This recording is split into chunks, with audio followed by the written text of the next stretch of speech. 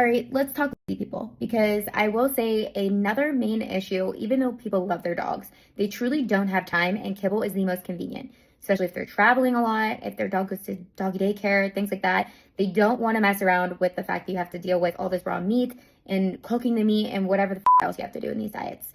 Your best bet is going to be freeze dried.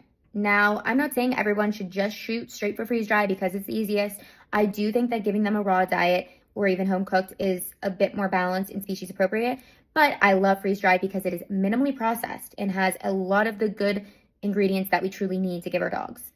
A brand that I really like is Vital Essentials. The reason I like them is because you can look at the ingredients list and there are very minimal ingredients. You can see that there's organs, you can see that there's meat, and whatever else that you need. I love that because there are quite a few freeze-dried companies where I look at the ingredients and there's just a little bit too much stuff in there for me.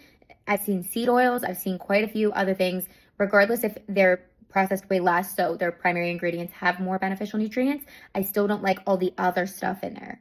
I have someone who's trying to switch their cat to freeze-dried, and she sent me the list of another company's ingredients, and it just, to be honest, there was too many things that were carbohydrates to me. Now, not as bad as the commercial cat food that has like the corn and wheat product, but there was just like fruits and veggies and stuff in there. And like to a naked eye, a normal person, they may be like, oh, fruits and veggies, those are good. But for cats, they're absolutely not.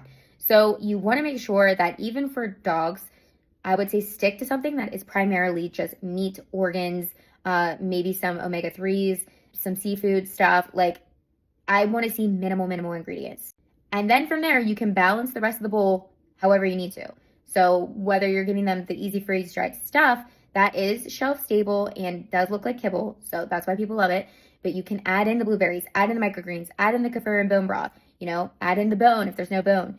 You can add all of that stuff in and make this way easier than, having to deal with the raw and home cooked stuff. There's ways that you can make it more balanced and complete.